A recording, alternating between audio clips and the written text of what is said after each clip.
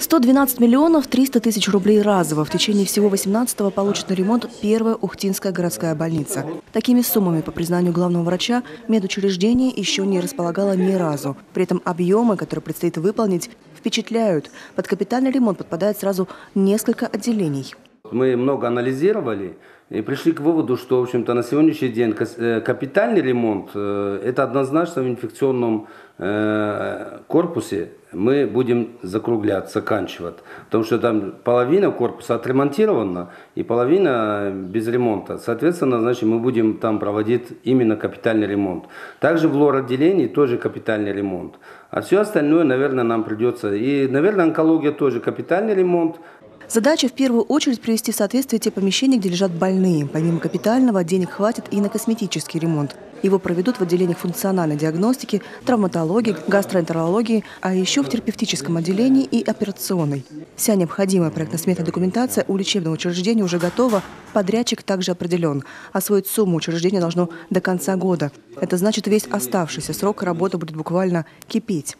Это будет очень сложно на самом деле, но мы уже определились, как вообще нам действовать для того, чтобы, значит, основная деятельность наша – это оказание лечебно-профилактической помощи населению, чтобы не пострадало. Ну, для этого все предусмотрено. Ну, например, если взять инфекционный корпус, третий этаж он весь отремонтированный, вот, а второй этаж не отремонтирован.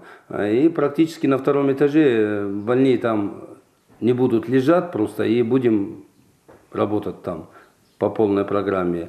А больные будут лежать в отремонтированных помещениях. До конца года в Ухте полностью изменит свой облик и местный аэровокзал. Отремонтируют взлетку. На эти цели газовики выделят авиаторам рекордную сумму – 500 миллиарда рублей. Важно нам сейчас с умом употребить эти деньги.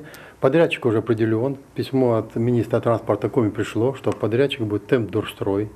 Работа на фасаде подрядная организация начнет в апреле. Месяцем позже ремонт стартует и на полосе. Уложиться строители должны в 1,5–2 месяца. Срок небольшой, а объем работы при этом впечатляет. Вся полоса покрыта слоем асфальта. Но предварительно сначала выровняют, там, фрезеруют ее, сетку положат. И, значит, целиком 2 километра 600 метров будет покрыта тогда. Полоса будет самая длинная в Коми. Она сейчас самая длинная.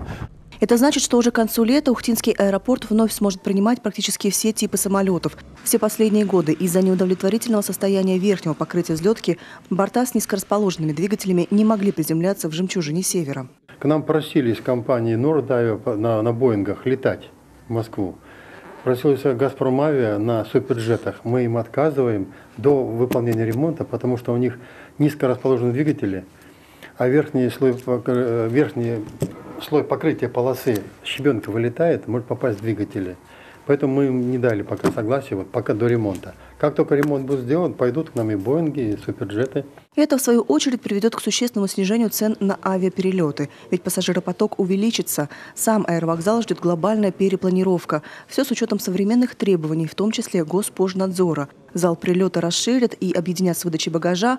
Добавятся стойки регистрации и багажный транспортер. Вся отделка будет выполнена в небесно-голубых тонах. И только самобытное панно, которое многие годы украшает зал, останется на своем месте. На этом настояли и сами авиаторы, и газовики. Любовь Лапина, Мария Кацова, Павел Лагутин, телеканал Юрган, Ухта.